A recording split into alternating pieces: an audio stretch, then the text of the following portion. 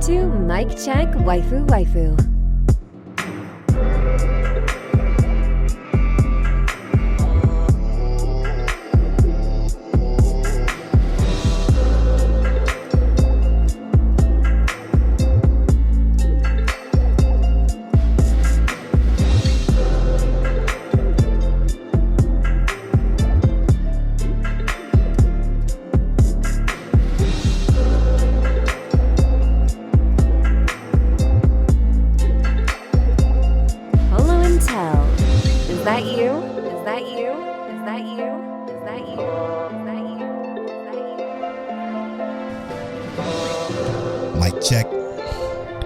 Check waifu waifu. Ma, tell him, is that you? What's up, Polow? This is episode 167 of Mic Check Waifu Waifu. As always, it's brought to you by Lube Complex. Make sure you go to lubecomplex.com and use that offer code waifu to save on your entire cart. It's also brought to you by don'ttalkshop.com. Thank y'all for supporting the podcast. It's also brought to you by our Patreon producers. Shout out to our Patreon producers, AB, Aaron Brown, Dre the Goat, G, Johnny from Anime Analytical Podcast, Ked the Pro from Chaotic Culture Podcast, Explicitly, Monique Williams, and Nachi. Thank y'all so much for supporting this and many other episodes of the podcast. We truly couldn't do this without you. It means the world to us. Thank you so very much. On this episode of the Anime Podcast, brought to you every Tuesday at 9:30 a.m. CDT. We got a lot to discuss, but Mic Check Waifu Waifu is the anime podcast that brings you seasonal topics and other anime topics. Also other just life topics, apparently, too. Shout out to everybody that reached out to us after our last episode and said thank you for discussing and thank you for keeping that whole conversation about the social media break on the podcast. They appreciated that, and we appreciate y'all for listening to it, because I know that was a little bit of a tangent, a little bit of a rant, a lot of stuff I said. I don't know. I just feel like I'm just glad it didn't offend nobody. That's it. That's really all I got to say about it. I mean, I guess there's really no way it could have, right? You know, maybe. Yeah. I guess that was the. It wasn't supposed to be offensive, but like you think about it, obviously people won't get offended by some things. Oh, everything. It was more of a. Think of it, I guess, more of a way of just expressing, how to chill. Which is something we do on the After Story podcast. The After Story podcast is exclusive to our Patreon supporters. Go to patreon.com/MicCheckWaifuWaifu to support us there at $1 and above to get access to that bonus podcast. That bonus podcast has some episodes that you can go back to the backlog and they are still relevant to this day. So the After Story podcast is very, very personal to us. Very personal conversations from us and more. So check that out. It's a great podcast. I really do enjoy the After Story podcast, truly. And we're gonna get back to making them frequently here soon. All right, Tell, before we get started, how you feeling? I'm good, bro. I ain't got nothing to complain about. Everything good. Polow started school this week. Super happy for him. He's been doing really well. It is a little funny though, because Monique's and I parenting style is kind of different than our own parents. Oh yeah. In a way in which, like, my mom was never like overly aggressive with me or anything like that. But we ain't got to be as aggressive with Polow as like some parents may have been in the past and stuff like that. And he's just doing good. It's kind of wild to see how smart he actually is. Mm-hmm. And like, like you can tell there's a lot of stuff that he just don't want to do, but he knows how to do them. Mm-hmm. And the boy is just way smarter than I expected him to be. So it's kind of cool to see him, just exploring that world now, I mean, that was literally all of us that wasn't getting straight A's like yourself. Like, all of us were able to do it. You just didn't want to do it, So, I mean, it's normal. It's normal for the kids, I was gonna say also, let's be real though. Like, even for those like me, Polow, who got straight A's and stuff. Like, if I'm being real, it ain't like I really even want to do that. You know how I used to get in trouble. Oh yeah, that's what I'm saying. Yeah. You get in trouble for the dumbest stuff in the world, but my mom was happy if I made it back with both my arms. I mean, we went to a school full of piranhas, but you know. So that's all she cared about. Anyway, yeah, man, I'm doing all right myself, man. Just had a rough weekend. The weekend was a little rough. Wasn't feeling too good at all. I just got back on the up and up recently. So I did miss the streams. I know I'm gonna hear it when I get back on Twitch. Every time I take a little break, they're like, "Oh, I thought you quit again." So I'm prepping myself for that. But other than that, man, it's been good. Been good stuff. I am gonna say this is probably the hardest week for me to choose episode of the week. Alright. Oh my God, it was so fucking ridiculous, dude. So many episodes this week gave me so much emotion, man. I just kept thinking to myself, I'm like, yo, what the fuck is going on here? And I'm gonna just speak candidly. Yakuza Got to Babysitting almost threw me, bro. It literally almost threw me to tears, actual tears. And then after I watched that, I'm like, a Parallel World Pharmacy almost threw me to fucking tears. And then I'm like smiling ear to ear watching Black Summoner. It's like all these fucking shows that I've watched literally were some of the toughest shit to put on my episode of the week. And Telle, I've reading your face. I've known you for too fucking long. What did you forget to watch? Because something I said you didn't watch. No, that wasn't it. Oh, okay. It was something you didn't say that I was surprised. Oh, I wasn't even done yet. I thought because I thought your face was the way your face was moving. I'm like, oh, he must have forgot something. And you got Made in Abyss. What Made in Abyss did was fucking ridiculous. On top of that, even Overlord was actually fucking crazy. It's so much shit this week. It also Vermil and Goat as well too. That was also fucking fire. There's so much shit that was so hard for me to choose, but the one who sent my emotions thoroughly through the fucking. I knew you was about to say this. Go ahead. What? No, go ahead. Go ahead, bro. Go ahead. What you about to say? No, you gonna say man. Classroom with the Elite? No.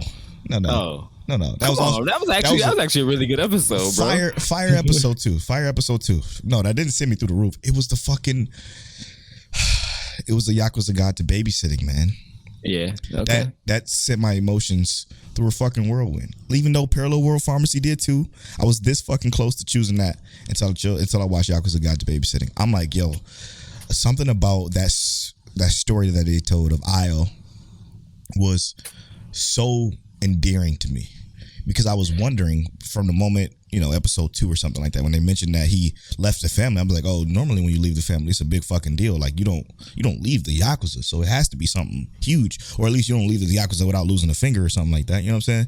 So I'm like, what the fuck is this about? And then when they told the story, I'm like, I get it. And then it just dove so deep into the characterization of the other members of the family, and it just sparked so much like empathy in me that I almost couldn't hold back. I almost fucking teared up. Yeah. Even like the head of the family. Yes, man. Yes. Like that's what to me was like more important. And I'm only saying that because like we always look at these like gang affiliations, like the heads of these gangs and families don't have they don't have empathy. Like they're dehumanized because we assume like the gangsters and stuff like that. But the reality is that like and a lot of us may know the history of gangs, but gangs wasn't, well, at least gangs in the U.S. weren't started for gang affiliation. Like the Bloods and Crips and whatnot was started because they wanted to help improve their neighborhoods. Same with like the Italian mafia and stuff like that. Mm-hmm. It wasn't inherently bad until it became bad, Yep. But these heads of these families, the heads of these gangs, they have human emotions, and that was actually really cool to see. So I enjoyed it too, just like the same way you did, bro. It was unbelievable. It was unbelievably heart wrenching in some parts for me, like his wife and her. It was she had an anxiety attack, for fuck's sakes, about the safety of her multiples. About the safety of her husband, and it was just Yakuza Got to Babysitting is one of the best shows this season outside of Parallel World Farm. They're both top 1 and 2 for me, outside of the reoccurring stuff, right? Like the reoccurring stuff has special places in our hearts because they're reoccurring. But I mean, even fucking My Devil is a Part-Timer, I'm gonna keep it real with you, Telle. This episode of My Devil is a Part-Timer, the start of it, I'm like, oh God, what is this? I wasn't feeling it at first until I paused it. I stepped away from it for like 4 hours, came back and was finishing the episode right where I picked up, and I'm like, oh damn. Oh, I like this. I like where this is going. Okay, all right. It turned into something nice. So it was another heat week for me personally, man. I mean, every episode, including Engaged Kiss, absolute fire. Funny enough, I wouldn't have thought of it as a heat week. But now that you think, now I'm sitting here thinking about Put it in it. perspective, right? I kind of agree. Like there was a lot of really good episodes this week. Just I guess it was unexpected because our heat week that we said was 2 weeks ago. And that was about the mid of the season, kind of. So yeah, it's surprising that we have another heat week already. Right. So what was your episode of the week though? Was it Oh yeah, because I got the babysitting. Okay.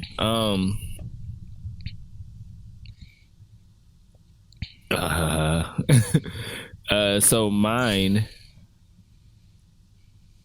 it's I agree on how hard it is to kind of really very hard sift through what we saw, because I feel like in a lot of ways for me, I'm just gonna say it. My episode of the week was Parallel World Pharmacy. Yeah. Because bro, like to see, and I mean, yes, there was a lot of other emotions that we got to see in anime this week.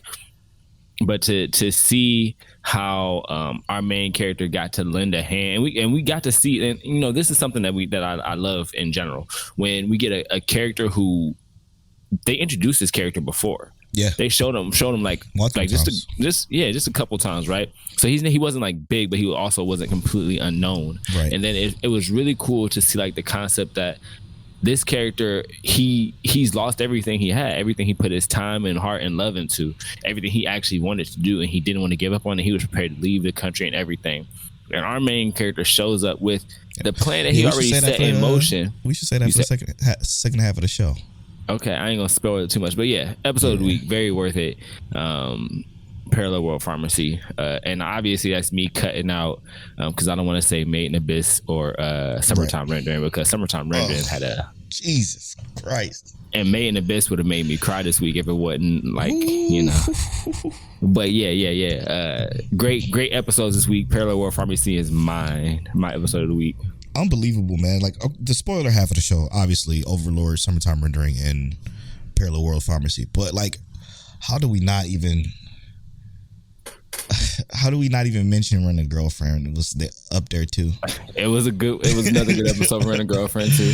Ruka was playing no games this week, bro. I hate her, bro. I can't. Not that I hate her. You hate her? No, come on. Let's talk about it. You hate her? I'm not gonna say I hate her. I wish she wasn't in the way. And is she in the way because of our main character's fault? Yes. Like, absolutely. 100%. Yes. Yeah, she was just in the way, and it was stressing me the fuck out. But it did open up them opportunities for Chizuru to come to some realizations. So, I mean, and from the closing scenes, yes, bro. Mizuhara, Chizuru, she looks salty, bro. She's not. And I ain't gonna say salty. She looks like obviously embarrassed, right? Yep. But it's also, you let this happen because you never made a stake on what you wanted, even though you trying to act like you don't want it. And it's also our main character fault. It's definitely our main character fault. Our main character consistently acting like a bum. He a bum. He need to step his game up and just like go ahead and be willing to talk, bro. 100%. It's stressing me out for him to be 20 years old and still acting like he's 13. But I guess that's the culture difference. True. Anyway, what's next on the agenda today, Tell? You got some heat for me? Heat? Question mark? I mean, all right. So, what was I think this week or the end of last week? Everybody was watching Dragon Ball Superhero. Oh, Dragon Ball Superhero. Yeah, Dragon Ball Superhero. It's just so stupid. All right. So I watched it. I got my own opinions. I saw somebody online on Facebook Desmond, Shout out you to a bro. Desmond. We love you. We love you. Desmond. Mm-hmm. He said he'd get the story to Dragon Ball Superhero like a 9 out of 10. Oh God.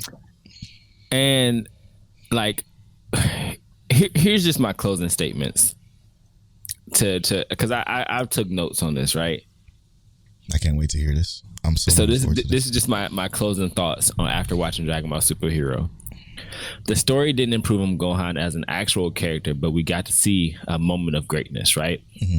Like where he did develop in terms of like power, but not in terms of character. Wow, his character wasn't better. They sound like Dragon Ball Z. And I'll honestly say the movie was an overall letdown if you came for story, but that's not what we came to Dragon Ball for. Mm-hmm, mm-hmm. We came for a meathead movie in action, and that's exactly what we got. Mm-hmm. Now, there was also a lot of BS that happened. It was just like, I can't believe this is what we're going through in 2022 with all the great written stories out there. Like the way the Dragon Balls got included. To me, characters outside of Gohan almost got like a step back. And I'm gonna say I specifically mean like Piccolo. And this is like my trying not to spoil too much. Piccolo got a power boost, right? Piccolo and his Saiyan? Power boost included him being a lighter green, as if they didn't want Piccolo to be black anymore. They made him a lighter green. They made him lighter green than he normally is, and then he had a transformation. His transformation wasn't that bad for me, but how he got this power is what bothered me the most. Because the wish, he made a wish to get more powerful, and in an anime where Piccolo is the one constantly training, constantly telling Gohan, go train, go do this, go do that. Damn. He wished he had the wish for more power. And I'm just like, come on, bruh. This is not the Piccolo, the Demon King Piccolo that we saw in Dragon Ball, who was training nonstop, relentlessly for what he wanted. So yeah. That was to me it was a letdown in terms of character. Krillin took a back seat.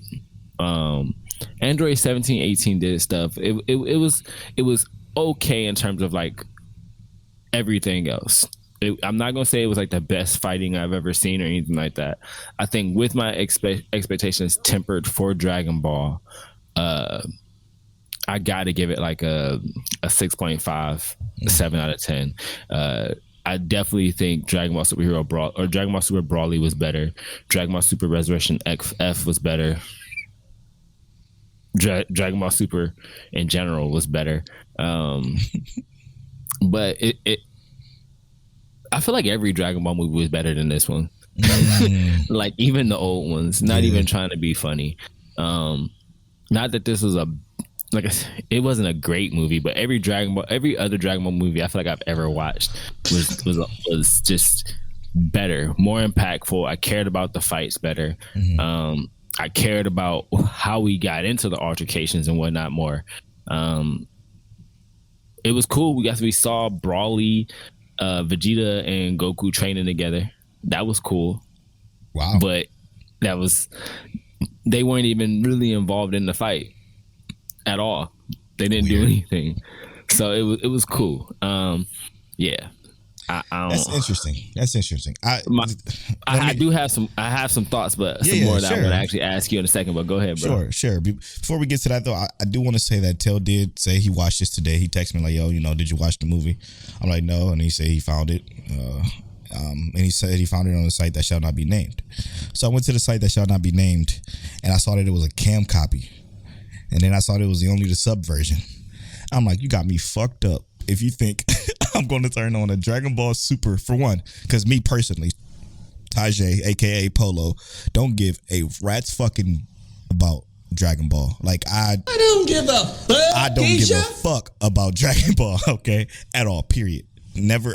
After I became more broad in my anime watching, I stopped giving a fuck about Dragon Ball, period. I tried to watch Dragon Ball Super. I got to Goku Black. That shit was trash. Like all the way up to Goku Black was absolutely fucking horrible. From characterizations to the fights being poo poo caca. Like the last good fight I seen was Beerus versus Goku, and that was like, I'm like, that was super basic. I'm like, this shit fucking stinks now. I'm not even about to try to waste my time and try this anymore. So I'm not a fan of Dragon Ball anymore. I guess you could say I grew out of it. Not I grew out of it personally. I need more substance with my anime. So I can't do just the meathead shit, period. And I definitely wasn't doing it cammed nor subbed. Especially subbed. I fucking refused. I will chop off a finger before I watch sub Dragon Ball Z. So while I agree with all of that, I'm not gonna say like I feel like I had to watch it, but I really wanted to watch it, especially since I already had like the knowledge that Gohan was getting better, a special transformation. I love Gohan. Yeah. He is my favorite character, but he just doesn't really get the shine I think he deserves. Yeah, I'm glad you did. But I still feel like he really didn't get the shine he deserved here, right? Damn. Like going into this movie, right? There were interviews of like information about the movie beforehand. Mm-hmm. This transformation that Gohan just got. Well, so let's look at this, right? The villain that they fought is stronger than Broly, who was supposed to be stronger than Jiren, right? So we got Jiren, who they had never seen anything in terms of power that ridiculous, right? Mm-hmm. Of like people they were actually fighting that was willing to like go ahead and knock them out. Then we get this new villain who is stronger than then we get Broly, who is stronger than Jiren. Then we get this new villain who is stronger than Broly even, right? So now we just gotten this continuous like power creep of like ridiculous amount of strength, and it just seems. Before you continue though, that's been Dragon Ball Z since moment one. Dragon Ball period. Right. But what I'm about to get to is this: Gohan gets a transformation that is even stronger than this villain that is stronger than Broly, who was stronger than Super Saiyan God, Super Saiyan everything, right? The only thing that could beat Broly was the fusion, right? Mm-hmm. So Broly, who is stronger than everybody we've seen so far in the universe outside of our gods and stuff, just gets beat by this villain, and then Gohan gets a transformation where he just flicks the villain basically, and that's the end of the fight. And it's like, how are you doing very minimal training and focusing on everything outside of yourself? How did you get a transformation that trumps Ultra Instinct and everything else that Goku and Vegeta have to offer? Well, the first answer is because it's Dragon Ball. But to go into a little bit more detail into why I say that answer is because you think about it. Supposedly, right? And you know this way better than me because you care enough to even have this show in your thoughts. But supposedly, Gohan always had the power to be the strongest in the universe since the Cell game, since even before that, since the fucking when he flipped the fuck out when he was a kid.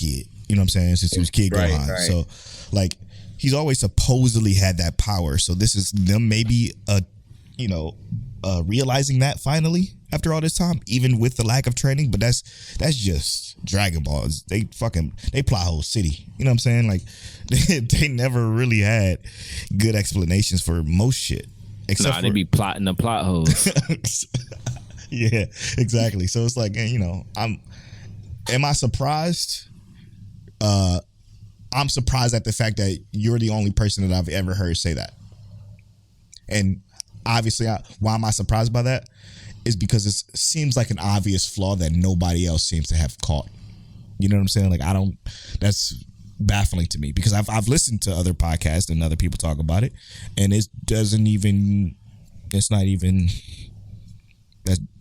it's like, oh, it was cool type shit. You know what I'm saying? I'm glad to see Gohan get his shine type shit.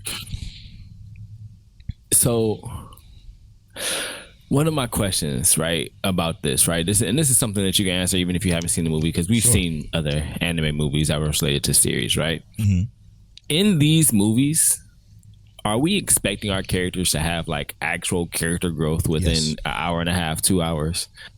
Because I agree with you. I expect some kind of character growth, especially with how this movie was presented. With Gohan taking the forefront, right? I expected major character growth. Absolutely. You gave a movie, you dedicated a movie to this. You got nothing but time to dedicate to character growth. You can start it off with Gohan struggling against something else. Or like, I haven't seen the movie, so I don't know. Let's say Gohan was struggling to fucking, I don't know, beat the most simplest of villains that his dad can, but he can't. And he's training somewhere to realize, like, I need to get stronger if I want to protect my family. You know, like, my dad can't do everything himself. My dad won't be here forever. You know what I'm saying? Something like that will encourage him to then work on himself more, you know? But if I had to guess, did something happen to his daughter? Is that why he flipped the fuck out and got this power? That's exactly what happened to his daughter. Something happened to his daughter. And I didn't see not 1 minute of this movie. I haven't seen anything. There was one person I listened to. They didn't have any spoilers, so I didn't even know that. I had no fucking clue. But it was so obvious. It's obvious. It's fucking like it's all you got. It's all they have. Instead of giving him more, they decide to go with the cookie cutter, you know, thing. But guess what? Motherfuckers gonna watch it. Motherfuckers gonna watch it.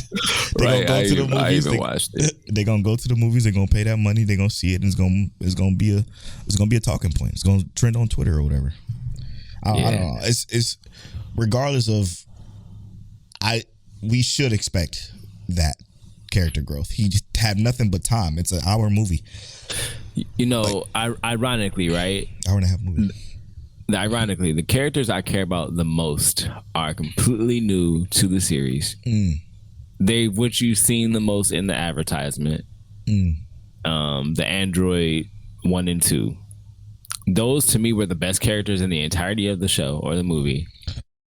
And it was like, damn.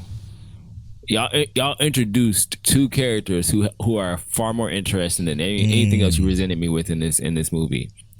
And it's kind of disappointing. And I it's not that I expected more. I guess I did expect more. You did expect more, yeah. And there's nothing wrong with expecting more from a series that's been going for 40 years. You know what I'm saying? Like, you should expect more, but the problem is we won't get more because the show's been going for 40 years. You know how the show's been going for 40 years? It's because they've been giving us the same shit. Without needing to change exactly what's expected. They give us what they fans want, and I mean that's how you stay afloat. That's fine. You don't, but you know it is what it is. You are spitting like it's what they want, and you give it to them, and it's cool. Again, that shit ain't for me though. That shit ain't for me. I probably will still watch it though, just to say I did. But I'm waiting until it comes dubbed, and I'm not watching somebody with a camcorder. Yeah, so nice. But you also watched something else that was interesting that we were going to save for our long form shows at one point, but you decided to pick up. I mean, I can wait because I only watched 4 episodes of it, but mostly for the bro Scuba Steve. I picked up Gintama. Watched 4 episodes of it. Did you say Gintama? Gintama. I don't know how to say it. Shit was hilarious though. Interesting. It gave me every vibe that you said you like about The Devil's a Part-Timer with Isekai, but say this is just anime. Yeah, like a shonen. It made fun of everything, and it was kind of like. So, all right, Polow and I talked about BDO, Black Desert Online, the other day. Yes, sir. Probably about a week ago. And he was talking about how the game sometimes just feels so meta. Like everybody is so focused on the meta. This anime, it was kind of funny because like the humor was like, I wasn't expecting to be this kind of humor, but it was also very meta and like it's wild because the anime isn't new, right? It's not new at all. But since episode 1, it's talking about all of the shit that like is your typical shonen anime fan right now. Like I was like, yo, this is great. It's like it was ahead of its time in terms of like assessing the community. Of course, I mean, because you got Dragon Ball Z at that time, right? So it's like it's easy to do when you think about it, right? You got One Piece, Dragon Ball, Naruto. What better way to sum up a community with a parody anime than having those three be your most popular shit? and Bleach, probably. True, but it also came out at a great time. It came out April 4th, 2006. You demon. But you know what else came out on April 4th? What's that? ReZero. So some great stuff come out on April 4th, bro. It's like that. What else released on April 4th? Did Demon Slayer really? I'm just joking. I'm just talking shit. That's funny as hell. Oh man, there's significance behind that date, guys. Anyway, as long as y'all know. So yeah, I mean, we should pick up a long form again and do that. Now, I agree, but when the 1,000-Year Blood War comes out this year, right? Yes, it comes out in October. Yeah, I was thinking maybe we waited till after that, or do you want to start something now? Because it ain't gonna be this. And that's the problem, right? The problem is fall isn't quite ready yet. Fall is still cooking in the kitchen. So when I say that, I mean when you go to anime list and you search when you browse anime by category and search fall season, everything you can see what everything is supposed to come out, but it doesn't have any dates. So we can't really committing to a show that has 300 something episodes. 600. It's got 201 in the first season. So it got 300 something episodes if I remember correctly. Is that what it is? I think it's 300 to 500. It's between there. Okay. Because season 2 has 51. Jesus Christ. Yeah, so probably hard to do. Because I mean, like when looking at the fall season, even just from the shit that I'm looking at here, there's a lot of stuff coming out that was clearly a bunch of shit that was also delayed. So we might have to, after our fall preview, see where we stand. Yeah, because it is 300 plus episodes, not including movies. Yeah. So fuck, that'd be tough to do. That'd be real tough to do. But I'm looking forward to it because it was already one that the people voted on for us to watch, right? Wasn't it? Right. Yeah. So we gotta bring that. Gintama coming soon. I think it ended up getting like second when we placed our vote for it. Yeah. Gintama because talk number one was soon. obviously Bleach, I think. Yep. Gintama talk coming soon. Yeah, that's a lot of stuff. That's a lot of episodes too. I mean, to be fair, I did watch like 50 something episodes of Boruto. Oh my god, how is your? Let's get the Polow Boruto update because I saw something on Twitter and somebody said I don't have one. Really? I did continue it on from where I left off. I left off at 239. I'm still at 239. Oh, okay. I saw something on Twitter. It said Naruto Shippuden, Boruto OG, Naruto OG, and it's like y'all saying Boruto is better than just regular OG Naruto. That's why I'm not on the internet anymore. And I'm not even sure if this is like truthful or cap or not, but I have not watched enough episodes of Boruto to even think that's close to true, bro. Big no. What do y'all be talking about? And I mean, the thing is though, is like, all right, I'm gonna just say it might be true because I ain't watched enough of Boruto to even know. What was it? I think I watched like 60, maybe more episodes of Boruto, but something like that. I bet my entire life, like you can kill me if I'm wrong. That is nowhere near close to Naruto. It's so bad, and when I say it's so bad, again, and I bring this up every time we talk about this, there is no redeeming fight like the Zabuza fight. There's no redeeming fight like the fucking Orochimaru, like when they were doing the Chunin exam and they got attacked by Orochimaru's, minions and shit like that, and Sasuke got the mark. Nothing like that. There's no, everything is just these ninja.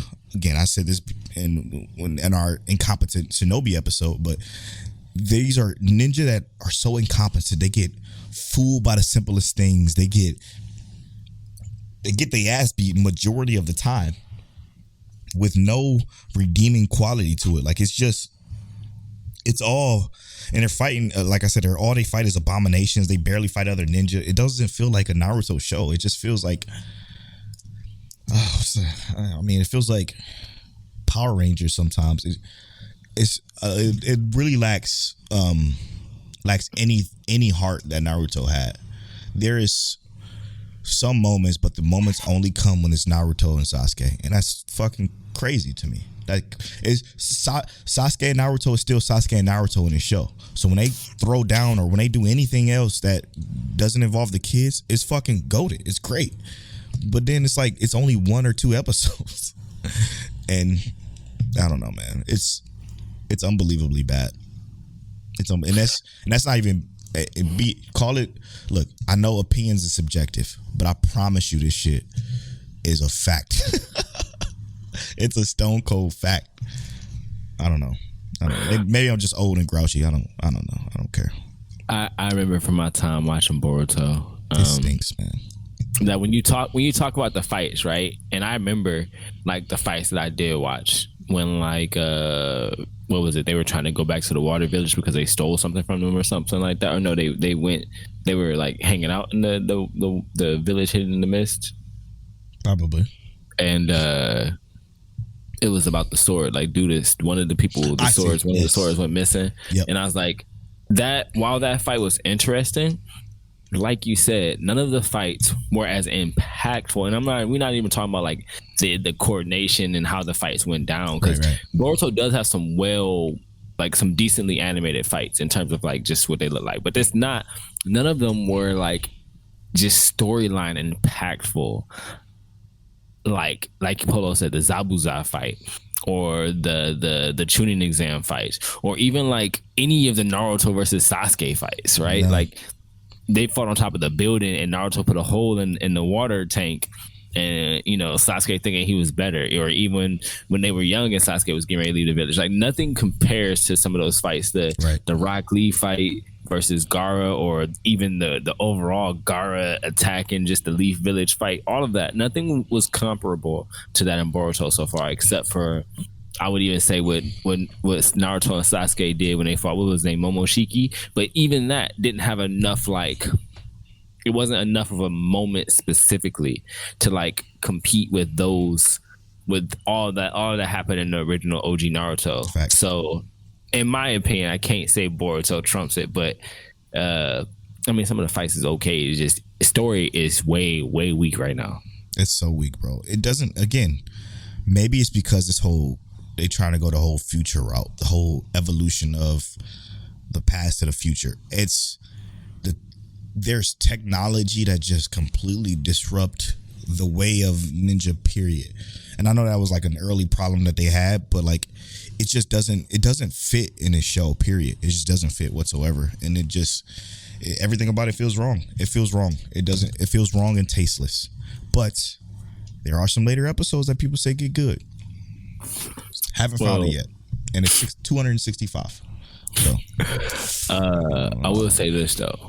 The My Hero Academia manga is kicking my ass right now. Good, huh? It's I'm not gonna say it's good, yeah. What?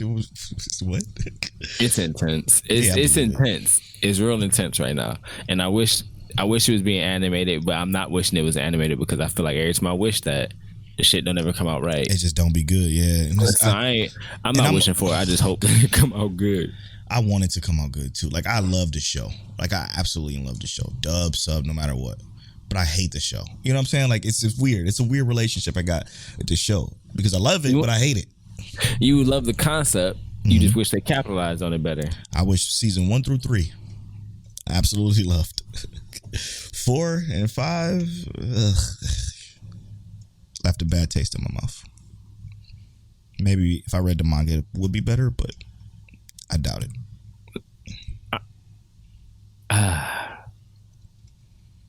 I mean, the show would be better. The show, I don't think the show would be better if you read the manga. Right. I think it'd be worse. That's why I'm not reading the manga. The show would probably be worse because you would be like, damn. Right. My thoughts exactly. My thoughts exactly. That's exactly why I've been avoiding it. I still been reading stuff like, Jujutsu Kaisen and Chainsaw Man, but again, Chainsaw Man, if you I was about to say something, I don't give a fuck. If you talk to the average anime, fan, right? They say Chainsaw Man is the best thing cooking since sliced bread, and it's still just okay. Maybe it's me again. Maybe I'm crotchety, but that shit is mad okay. I definitely think Chainsaw Man is better than okay, but that shit is super okay. I would definitely say if we comparing it to like everything we've Jujutsu seen, Kaisen's way better. But that's hard to compare, bro. Way better. The manga, dude, way better. Way better Jujutsu than Kaisen is actually like built fucking different though.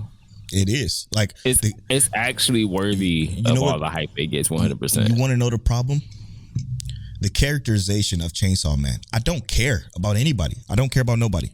I do not give a fuck about none of them. I'm interested. This is I'm about to sound like a complete meathead hypocrite here, but I completely only want to see shit go down. I don't like none like spoilers. Chainsaw Man, if you haven't read it. But the deaths, I don't give a fuck about the deaths. I don't give a fuck about any of the anything other than when shit popped off. When shit popped off, that's when I'm like, oh, that's cool as shit. So I have a very serious question with that then. I have a very serious answer. Chainsaw Man had to sell you on something for that to be all you cared about.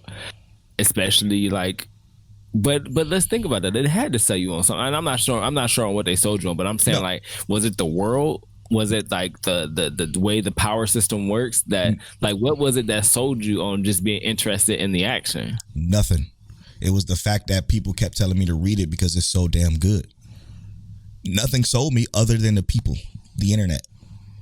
I'm reading it and I'm like, okay, nothing is good, but when shit pop off, I don't give a fuck about none of these characters. But when shit pop off, I'm like, oh, okay, that's fucking cool. Like when he's spoilers again. So when he fighting a bomb chick, I'm like, this is fucking dope. But I don't care about if he died. I don't give a fuck. Like I don't care about nobody in that show. Period, or manga at all. Like I hate the main character. What's his name? I don't even remember his name. I can't think of it off the top of my head right now. That's crazy. That's crazy to me. He's not relatable. I don't. His situation at the beginning, it was fucked up. Like when you told me his beginning is fucked up, I'm like, oh shit, that's crazy. It is fucked up. It's real fucked up. But then as shit goes on, he just becomes more dense, more typical, more unlikable to me personally. Like I just don't care anymore. The chick with the horns, she was cool for a little bit, then she stopped being cool again. I'm like, okay, now I don't give a fuck about her either because she's stupid. So it's just, she a demon? No, she's just dumb. Like she could be a demon, but she's just an absolute fool. I don't care anymore. I don't care about nobody. I am sad. I don't want to go there because the show's coming out soon. Never mind. I am sad that the villain's gone. I guess I'll say that because she was the most interesting one out of everyone, in my opinion. I know who. Yeah, of course I know who you're talking about. Obviously. Yeah, of course. Yeah, she was the most interesting one out of all of them. And then after that, I'm like, ugh, whatever. Now what? Actually, I know what because of what the manga's been doing recently, but don't care. Yeah, she's yeah. Anyway, I just had to get that off. I haven't even started the new part yet. Oh yeah, it's not bad. Do I care more? No. It's not bad. It's not bad. It's not bad. It's not bad. Maybe I'm full slice of life now. Maybe that's what's going on with me. That's what it is. Full slice of life. Probably. You know what I was thinking about earlier? I was thinking about like slice of life specifically. But I was thinking about was like how we had Anya, we had Boji, and then now we got the girl from the little lady from Yakuza's got the babysit, and she's the best. It's like Anya. You said she the best? She the best one to you? The Yakuza got to babysitting. Little lady is the best. I can't think of her name right now. Yukaya? Yeah. She's incredible. She's the best. I don't know, bro. I'm still big on Boji. Boji's my dude. True. But Anya, I loved her. And then like the little lady, like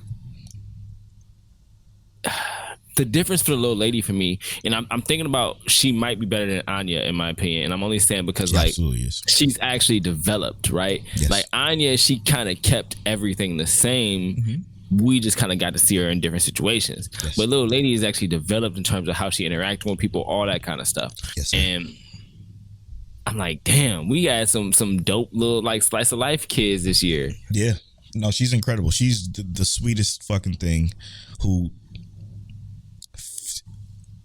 Who's like her man, it's so good. It's so good. She's just like her father. Mm-hmm. And I don't know, man. Just the relationships that develop in that show, the characterizations that happen in that show, it's leagues above even, in my opinion, Boji. Like, I don't again, Boji was cool, but he was okay, you know? I rooted for him. Hell yeah, I rooted for him, and I wanted him to win. But, you know, no pun intended, he didn't give me much. Yeah, I think, and this is like I said, this is my opinion, y'all. Sure. I think Boji as an individual for me was a better character, but the entirety of Yakuza's Guide as a babysitting, the way that these characters interact is better than basically everything in Ranking of Kings. Yeah. Like, because they make us care about these characters, they make moments enjoyable and sad. I think Ranking of Kings has Boji as a superior character, but he didn't have anyone he reacted with or related to in that anime as much as what feels like how these characters are relating with each other. What was so superior? Was it the empathy you felt for him? Was that it? What, for Boji? Mm-hmm. I mean, yeah, Boji himself overall, how he developed and his whole situation, I think was something way more like deserving of. How did you develop? I'm not gonna say deserving of empathy, but like, how did he? I mean, he just overall just started to be more. He wasn't. He was still timid, but regardless of his timidness, he went forward, pressed forward, and did things that no normal child could do, obviously, because he's not a normal child. Right. But you get what I'm saying, though, right? Oh, yeah. I get it. This is me just asking those questions to see where you're coming from your perspective. But I just I just thought Boji was a protagonist, man. He was just a protagonist. He was just a protagonist in a show with a villain. And to me that's not enough for me personally. I need actual characterization and again, the empathy I felt for Boji was huge. Like it touched me in a way to see this little dude who struggled for no fault of his own. Like, none of the shit that happened to him was his fault, period. But he was born this way because of circumstances, and to overcome those circumstances was absolutely special. But he was mob psycho. He was just a protagonist that, did protagonist things. I don't know. I think it's and it's probably what you said about the supporting cast that leads me to be this way. Because again, outside of Kage and Boji, there wasn't much there. Well, Queen Highland, she was obviously the best, but there was nothing much else outside of that. But this family, this Yakuza family, every piece of everybody, even the little shithead that last week that or got hit in the face with the rock and gave him that scar, and I even liked him for the little bit we got of him. I even liked that little dude. I'm like, I get it. All you wanted to do was fight. You got your ass beat, and you want your payback. But things have changed, and I'm interested to see where that goes. I'm interested to see what's going to happen with this whole do I want to go there?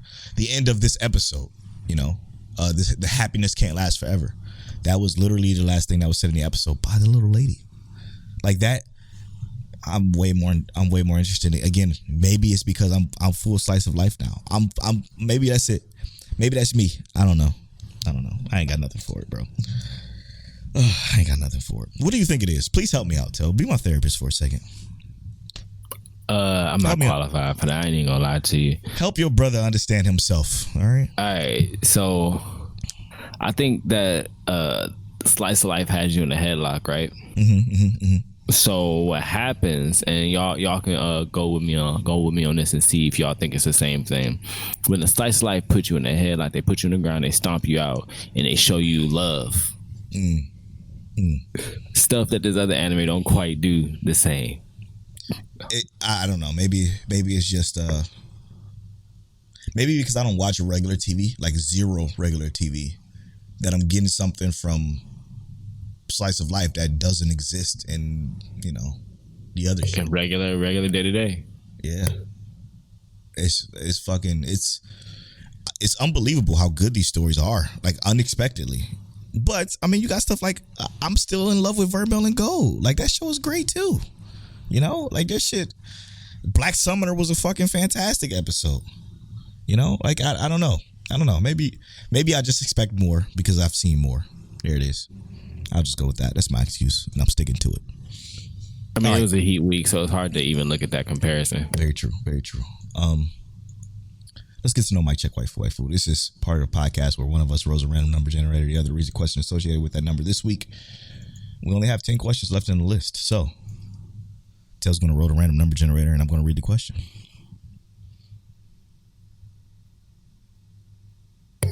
Number 8.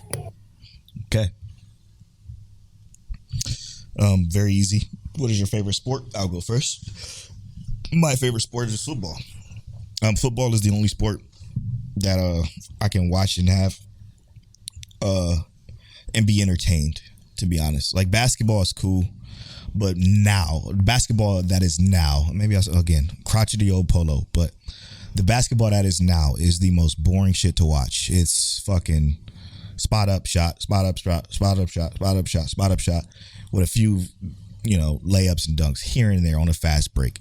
There's no strategy. There's nothing really in basketball anymore. But in football, you cannot win. And maybe this is because I'm a JRPG fan, a tactical strategy fan.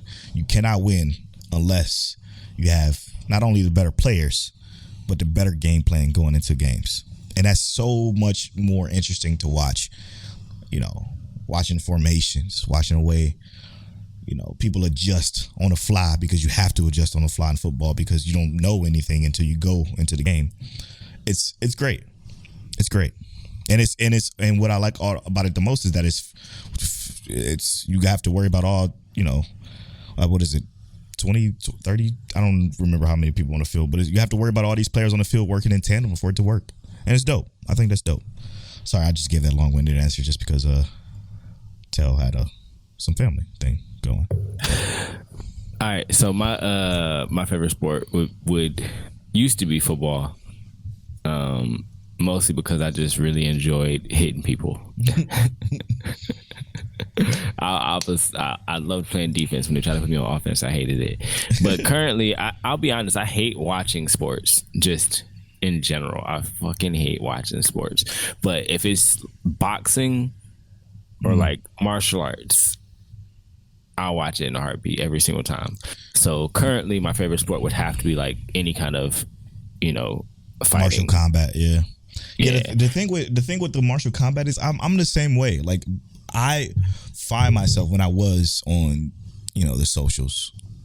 Whenever I was on any social, my algorithm, specifically TikTok, is full of just UFC highlights. It's all it is fucking UFC highlights. At first it was dancing videos, and I used to just send them to Tell, but then it became fucking UFC fights, and I'm like, yeah, this shit is fucking dope. Like I enjoy that too, and it's not even like the brutality of it. I'm not a big fan of the brutality of it. I'm past that part of my life. I just love to see the strategy that goes behind how will you take your opponent out. Or how will someone else get knocked out? Like spoiler alert, you can look it up on Google. Kamaru Usman was dominating this fight, man. He was winning. He was winning this whole fight. Certainly. What was it? Last 30 seconds, he get caught with a kick. That's all it takes. and that's the end of the fight. It was this one fight too. I saw that where it was I forget the fucking names. Their names are something crazy anyway. But it was this one guy who was fucking like who had him on a fucking lack of a better words because this is a UFC fight on a cage.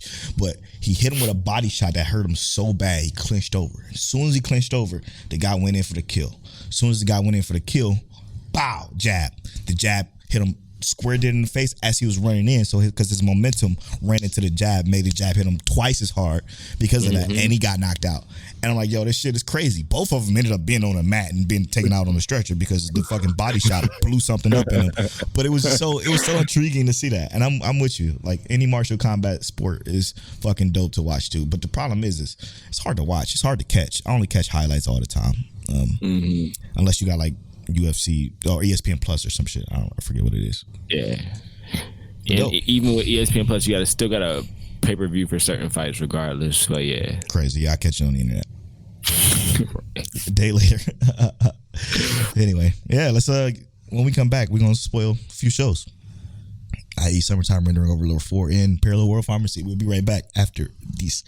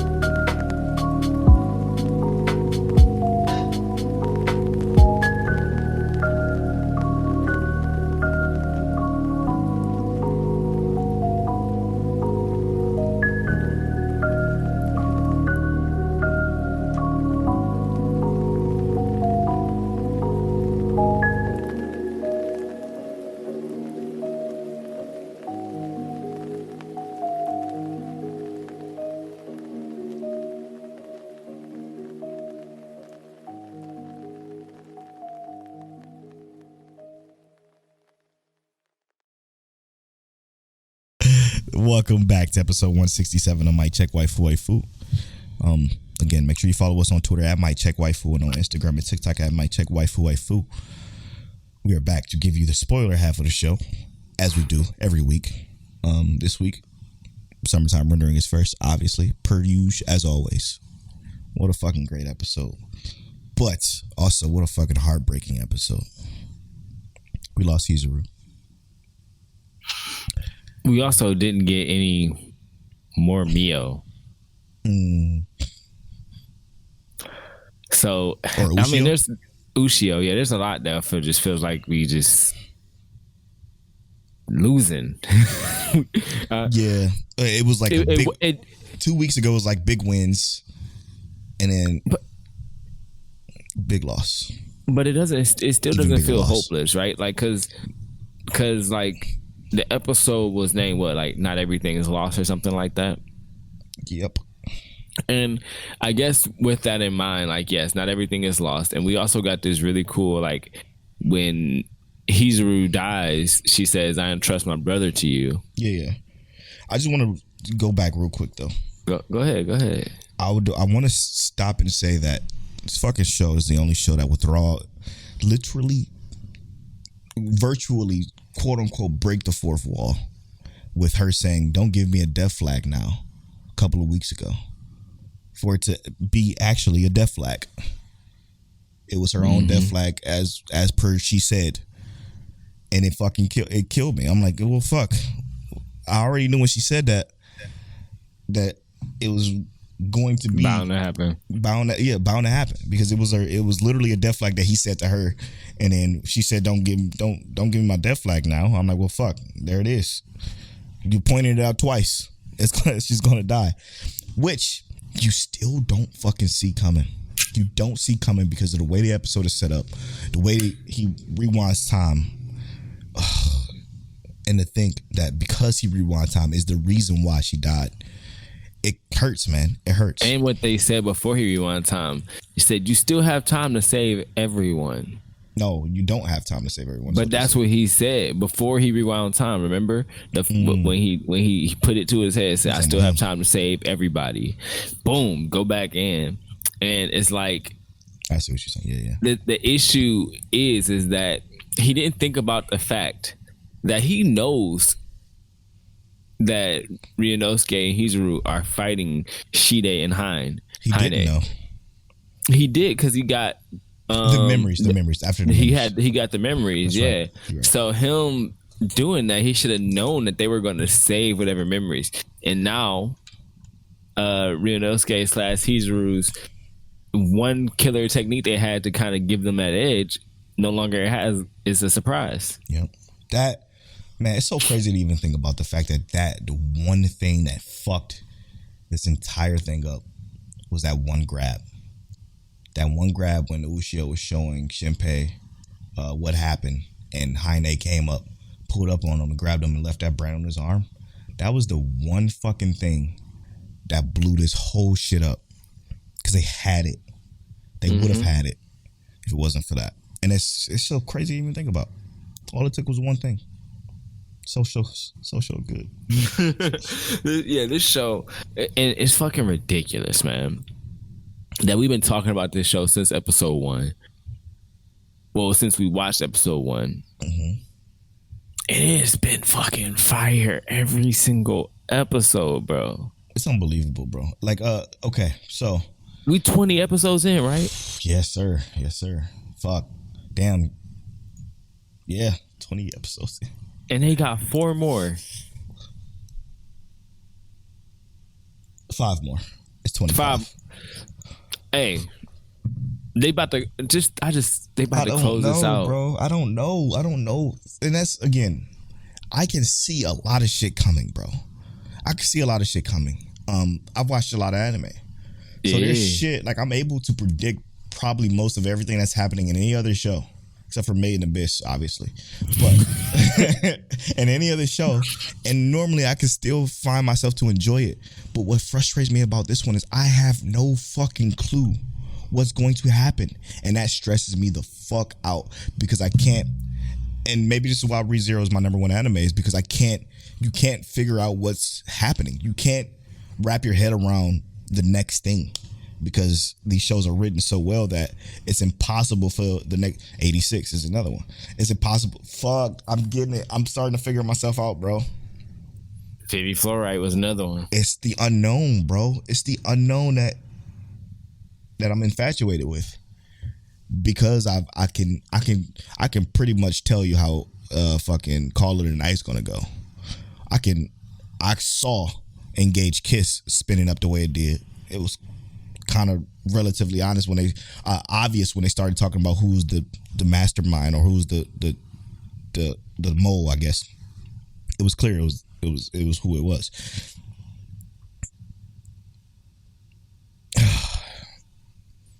I don't know. It's the unknown, and that's probably why I left Classroom of the Elite too. It's the unknown. I don't know what the fuck is happening. Sorry, I just had a revelation. While Polow's busy figuring himself out, It was incredible. what do we foresee for summertime rendering? What Gut happens? check. Quick gut check on summertime rendering, huh? Okay. Because yeah, exactly. I feel like it's gonna be exactly that. Because they nut checked us this time. They about to gut check us again because they was like, look, we took something from you. You gonna be able to deal with it? So my initial gut check for this next thing will be, I'll call it let's say fuck bro, this is hard. The knowledge that he got from Hizuru being the most important piece of the rest of the show, and that's Shide is really the big boss here. That I think is going to be what encapsulates that caps off this entire show. Like it's going to literally put the top on it. It's going to screw it on real tight. Because what I say that is because Heine sensed that when Hizuru mentioned something about what Shide said, and when she said that, Heine was like, wait, because she had an idea that of him really not following her, but creating his own game plan off of her emotion, if you will, anger, quote unquote. So I think that the manipulation that Shide is doing will be found out by Heine, and that's going to be brought about by Shinpei. And Shinpei is going to fucking he's going to find a slick way of implanting seeds in her head that Shide is really the one controlling the whole shit. And that's going to be enough for her to put 2 and 2 together and make 4. You see what I'm saying? I entirely agree. That's exactly what I was thinking. And obviously, I think they made that part obvious, right? That Heine will no longer completely trust Shide. But I think if Shinpei don't execute it right, it won't be executed properly at all. You know what I'm saying? Like, yeah. If he don't do specific things at a specific time to say the specifically right thing, it won't work. Other than that, because Shide is just that good of a manipulator. Yeah, and I agree with that. I also think that Shide won't necessarily know that Ryunosuke is with him, right? That too. And I think that, and this is just my opinion, or something. Maybe it's just something I would like to see. I think Ryunosuke is going to do the same thing, where they try and remove Shide's armor, and it's going to end up being where like Ryunosuke can be brought back. No, Ryunosuke can be the armor for Shinpei. Interesting. Okay, yeah. We'll see. I don't know. I'm just kind of that one was just me kind of sensing like I feel like they didn't just show that for it to 100%, happen. 100%. It worked, then it happened again, and or it not be able to happen when we aren't paying attention again. But the show will do that though. Right. They will, but I feel like they did that to let us know, right? Like this is something to expect in the future, look for maybe, and it might not. We might not even see it again. True. But from my experience with this show, I feel very experienced with this show. Like I'm a summertime rendering expert. Me too. With my experience with this show, they don't just do shit. Absolutely, and just leave it, and there's nothing else correlating to it. But again, and I hate to be a contrarian to my own brother, but they do just do. They shit. do fuck with us sometimes, too, yeah. Just to but do it's shit. Always the stuff that like yeah, we had Shinpei phase through a building one time, but it was to see scenes. But the precursor to that was when they showed him the scene on the beach. I feel like they do it, but hey, let's ease it in a little bit. You're right. You're absolutely right. It's unbelievable. And I'm gonna go back to what I was saying earlier about the whole Heine learning of the Shide thing. You know what the Shide thing? Why it's like this for me? Why I think it is? It's because of his humanity. Yeah. He still has his humanity. Because you have your humanity, you are bound for what? what does humanity have? It's greed, bro. It's fucking greed.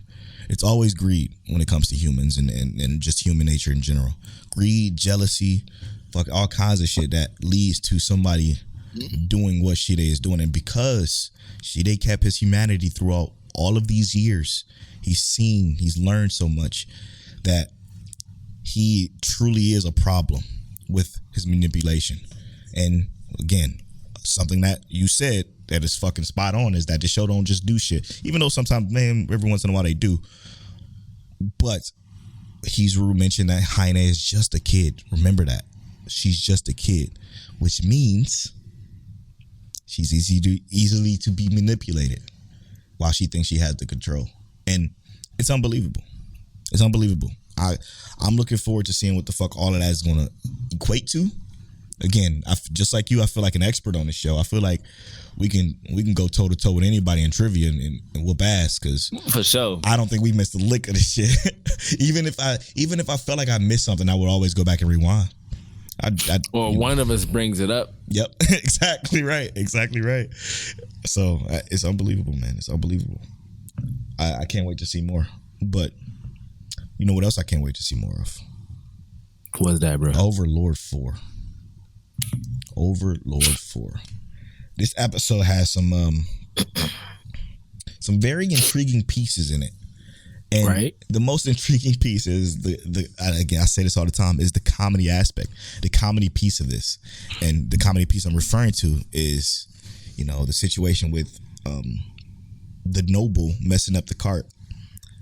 This starts off with a noble having a conversation with these two doofuses. They're literally just doofuses. They're literally the biggest fucking doofuses. And Ainz just says, maybe they're just stupid. And what's funny is that everybody's like, yeah, but nobody, like even the king is like, yeah, but nobody's that stupid. Like there was somebody that did this for some reason to try to get something to fall to. To try to puppeteer something to get something to fall. No, right. Nobody's this fucking stupid to do something like this. Unless they are. Exactly. If the king knew that it was just stupidity, then I think he would be okay with the noble's head being the one to roll instead of his own. And that's just fucking hilarious to me because Ainz was right for the first time probably ever. It was just stupidity. He just wanted, I don't know. What did he want out of that? I'm still kind of trying to figure that part out. They thought that they could, I think, because they explained it. He thought that he could mess up their like supply chain in terms of like helping leverage like their position. I thought it was literally just to get his people the food of his little barony. You know what I'm saying? I don't even think it was that. I think it's literally just to mess up the chain, the supply chain, so that like he could use that as like a leverage to say like to get him more power.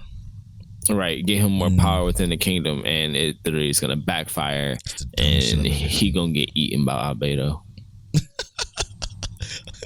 I don't want the king to die this way, man. That's the killer part. The king ain't gonna die. You don't think so?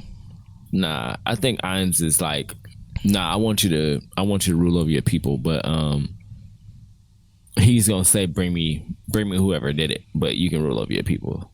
Yeah. The one thing people have to know about Ainz do not give a holy fuck about anybody else. That's true. Unless they're a part of the Great Tomb of Nazarick. If you weren't brought by the Great Tomb of Nazarick, you are fodder. He don't give a fuck about slaughtering you. He don't give a fuck if you die. So he's still reasonable though. No. He's reasonable to the extent of his knowledge. He's only reasonable to what's going to benefit the Great Tomb. Everything else, he don't care. Like, right. He talks about this all the time. He talks about, and it's because of his undead suppression, but he talks about all the time, like if, like the dragons, for instance, I wanted to kill more because we would have more leathers and dragon teeth and hide and shit we could use to better the Great Tomb of Nazarick, but because, all of them dragons is his mother, he going, all right, I made a promise, I gotta keep it. Like, that's literally him, like, just saying, just because I made that promise, I'm gonna keep it. It's not because he's reasonable. He's not. So he's only reasonable to the extent of the benefit of the Great Tomb. So let's now in this case, Sorcerer Kingdom. Let's look at this as kings, right? Sure. You a king, I'm a king. What would be more reasonable here? I know that I'm coming to take over your kingdom, right? Mm-hmm. And I know that there's nothing you can do to stop me. So, I know that one, we know exactly who caused the problem. And I know who his leader is. Now, I can kill the leader because just like they said, the one at the top has to be the one to pay for the one at the bottom's, mistakes, right? Mm-hmm. Now, I kill the king and take over their kingdom. What happens? I have to rule that kingdom strictly by fear now. Yep. Now, which is what he talks about all the time. Now, if I kill the Baron, that's still a royal. And it still will instill some fear. But also, you now also keep the king as a piece to calm the people. Yes. And say this was a necessary thing. And it would have been my head if I had done something like that. And this is as a reasonable request to our allies. You now have someone who can leverage, because the people know him, as like to make it easier of you controlling this kingdom. Right. Why? I wouldn't want to go in and just kill the king and be like, all right, now who's going to help me leverage and control this kingdom? Straight up. But you know what that does? What's that? That builds benefit for the great Tillman-Nazarick. It all just trickles down to that. Like you said, he can't rule by fear. He knows that. Okay. He wants to build a kingdom to where everybody can come in and just live happily, because guess what that does? That brings the attention he needs to find out if there's more players here or not. And that's how I think he's thinking. Again, it's only because the way he is, I think somebody mentioned in the novels, he mentioned in his monologue, his inner monologue is like, I literally don't care about nobody unless it benefits my tomb. Like he said, like it was a quote from him. And like to think about that, to think about the moves he made, bringing in the dwarves, that fucking is a huge help to the kingdom. Fucking getting the dragons, obviously. Like he's gathering so much power, intentionally and unintentionally, like at a fucking breakneck pace. Let's do a gut check for Overlord though. What do you think is going to happen with that cliffhanger they left us off with? Is Albedo just going to take his fucking head? I think here's what I think, right? I would love if Albedo just took his head. Me too. That's crazy. I would 100% love it, but I don't think that's what's going to happen. Mm-hmm. I think it's got to be a public display. With the band. And I think that is going to be a couple of different ways it's going to be done. Either Albedo will do it herself, right? Mm-hmm. As a show of power, like I can easily do this. Yes, sir. And I'm not the king. I'm loving this. Or it'll be something that Ainz shows up and does in person, or let's say it might be what's his butler's name? Sebas. Yeah. No, the other one. What's his name? His clone. Pandora's actor. Pandora's actor. Yeah. Pandora's actor. Because they did show us that Momonga and Pandora's actor, or no, Momonga and Ainz were walking. Momont, yes. Yeah. And Pandora like or Ainz were walking together. Yeah. So it might be some kind of move with them together to since he's basically policing the people for Ainz. That's crazy. I love that. That's a good one, bro. That's a really good one. Fuck. What you thinking? I mean, what you touched on was beautiful. I like that. I like that a lot. I would like that to happen, but not entirely sure. I think the fact that the comedic beat of last episode is going to carry over to this one, and that's being that Momonga or Ainz is like, maybe someone's just that stupid. And they find out that someone is just that stupid. And they're like, well, fuck, Ainz was right again. That's why he's the supreme being and blah, blah, blah, blah, blah. But I also think that what we got from the Eight Fingers now, because the Eight Fingers are so loyal, because after he, did what he did with the leader of the Eight Fingers, or one of the leaders of the Eight Fingers, that they are going to be the ones to take the Baron's head. That was my thought process before your thought process came up, which was your thought process kind kind of flipped me in minds, but I just think that them showing that the fact that they're so loyal now to the Great Tomb is going to be something that plays a huge factor in next episode as well. But fuck, all this leads to the Holy Kingdom War arc movie. God, I hope it's in it. If I got to go to the movies by myself to see it, I will. I most certainly will. Y'all hear this dude, man? I will, for real. And that would... You ain't never got to do that. You ain't never got to do that. Oh, that's true. We live in Houston together now. We still an hour away, bro. Damn. I will drive happily and easily, actually. That's crazy. Yeah, no, we got to. If it's in a theater in Houston somewhere, we gotta go. Polow be wildin', bro. We can literally reserve the tickets. I will be there 40 minutes early because I hate being late for anything. Same. If I'm 15 minutes early, I feel like I'm late. I'm a little late. My bad, y'all. I meant to be here 20 minutes early. Well, we doing it. It's set. But you know what else is set? The fucking Guild and Parallel World Pharmacy, bro. You know how they do. So I was talking about this a little bit earlier. Yeah, talk to me, bro. This anime was my episode of the week, obviously. Yes. And rightfully so. I love how it didn't necessarily start off with going right into like the guild aspect of it. Right. This new, or not even new, like I said, we've seen them before. This pharmacist who has his own shop is selling medicines, and he's kind of talking about how they need to step their game up. They need to be comparable to the Parallel World Pharmacy. They need to stop looking at them as direct competition and try and do something about, like, you know, keeping up with it, because they can't keep up clearly. And pharma is gonna literally put everybody out of business. So we kind of see that going on, and the people who are in charge don't really care, as per usual. This is kind of how it goes, right, bro? Yeah, absolutely, man.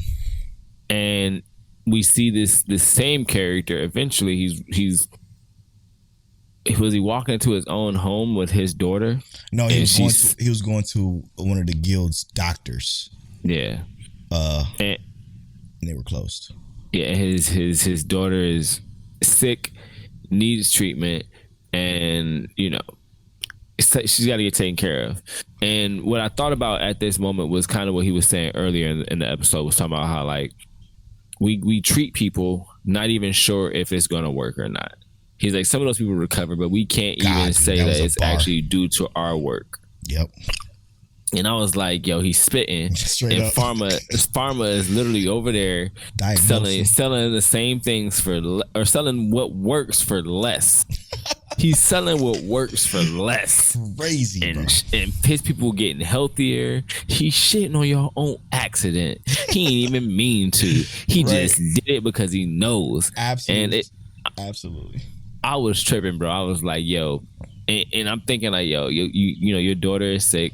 Something gotta happen. Something gotta shake. And Pharma is like, let me help. To be fair, bro, when he examined him and his daughter or whatever, and the guy was going through the back door, he's like, oh, it's because I'm not noble. He don't want me to be seen with me. He goes in like, and they start discussing the virus or the influenza, and he's just like, oh, so that's why we kept. It was just all this shit clicking in his head, like realizing like, yo, we can't fuck with this, man. And it was so beautiful to see. And it was beautiful to see because like he's like, this man just fucking kid just saved my daughter, bro. Like, it was so touching, man. Everything about it was so touching. And the conversation that he had with his wife about learning what he learned from that place, or learning what he learned from the Parallel World Pharmacy, and him being overcome with emotion because he know damn well his daughter would have died from something as simple as influenza, like all because of ego and just whatever you want to call it, stupidity, to be honest. Like, I mean, I understand, like, obviously the guild leader went through some trauma, which is something we learned in this episode, which was also extremely dope because I fucking hated him at first, and I'm like, oh, his daughter probably died because he tried to get help from the nobles as a guild master and didn't get anything. Nobody could do anything for his daughter. So now he has a grudge. rightfully so, against nobles. Guess what our god Big Pharma is? A noble. So it's like, I mean, I get it now, and again, it goes into the characterization of even characters you don't expect to have anything that made it so fucking good. Because now I'm like, well, shit. I mean, I get it, but for him to throw our boy out of the guild and destroy his store, too far. What you said about the guild leader, right? Mm-hmm. Kind of having that story about him. That is literally why like some anime is bad, because it's like, and I'm not saying like what this guild master is, but it's like it's almost like they wrote the world before they wrote the story. Yes, absolutely. Bro, wasn't it only 2 lines of dialogue? Yeah, that's all it took. But it's almost like that alone, like that's like saying, all right, I built this world, boom, all right, now let's put characters in the world, boom. These characters all had experiences with the world, yes. And then they said, all right, here's Pharma, throw them in this world. Yes, bro. That's dope, man. That's dope. It's like the character legit came into a world where everyone already had a set background, already knew what the interactions were going to be. But it was like, how are we going to make this interact? And that's what made this so interesting, because like none of this felt like out of place for these characters. Yes. Even the characters we didn't really know yet, everything felt like this is reasonable. This is written within this world that builds a proper dynamic for it to be an engaging story. You can 100% feel it, and it's crazy. It's unbelievable. Parallel World Pharmacy is great, but as we've been doing with each spoiler talk discussion this time, let's do a gut check. What do you think is going to happen in the next episode? I think the guild is going to get a hint at, obviously, boom, there's a new guild in town. And I think they're going to try and shake Pharma and his newfound friends at the temple. Shake them. His friends at the temple going to shut that down real quick. Like, yeah, we don't do that. Remember, the temple is over the kingdom. Yes. And he got both on his side. Right. Yo, that's fucking crazy to think about. Oh my gosh, bro. I absolutely love that end scene where he was so concerned about opening up. He's like, okay, I got this. Everything's together. His daughter comes like, listen, you got this, Pops. Or Dad. I'm like, oh, God, my heart. And he opened the door and it's flooded, bro. Oh, the Polow War Pharmacy's first partner store. Welcome to the Dawn Pharmacy. I'm like, oh my God, what heat, man. What heat. I can't wait to see the success of both the Parallel World Pharmacy and the Dawn Pharmacy becoming something busy, and that family becoming something special. Now, I think the guildmaster is going to complain to the queen. Mm-hmm. And the queen gonna be like, shut the fuck up. No. Shut the fuck up. Yeah. I do want to say this real quick. Yeah. Made in Abyss has ruined the word dawn for me. Oh shit. Every time I see dawn, I be like, damn, Bondrewd. Oh shit. That's just fucking me up right there. But yeah, bro. I think the queen 100% gonna be like, yeah, why does that matter to me? Mm-hmm. I mean, he literally saved my life, and you don't even have to know it. Right.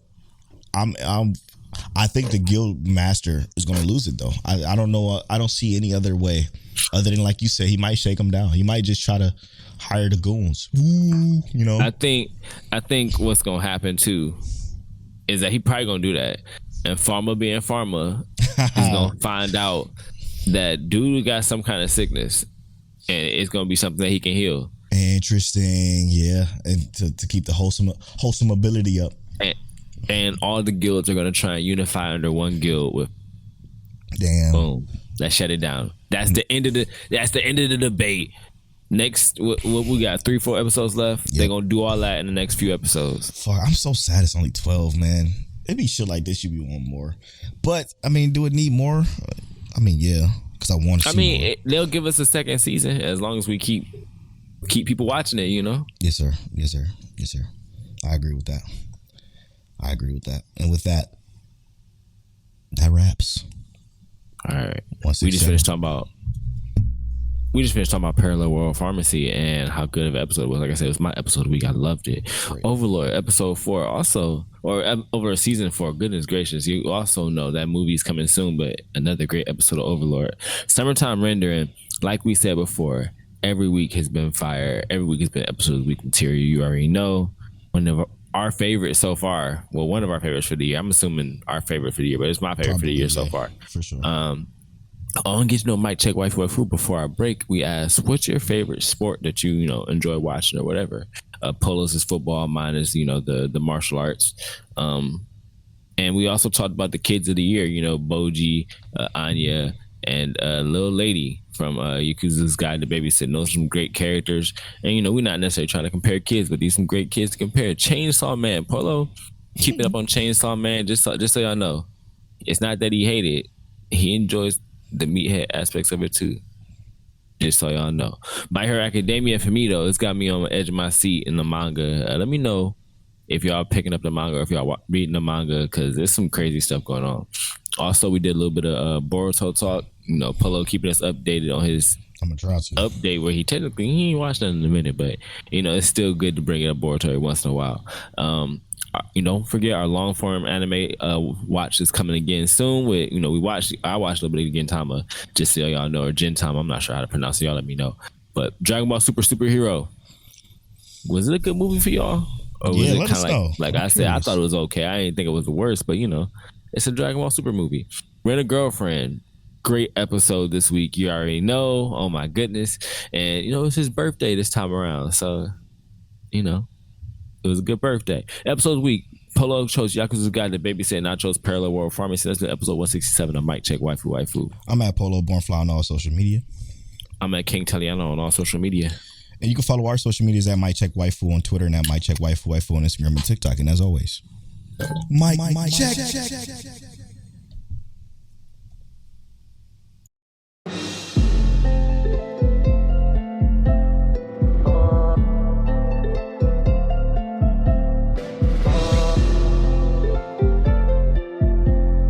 You're now tuned into Mic Check Waifu.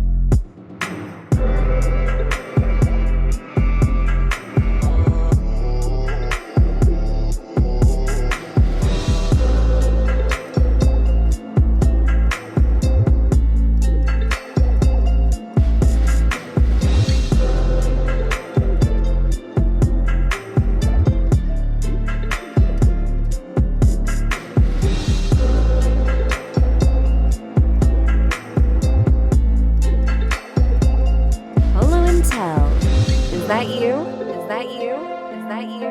Is that you? Is that you?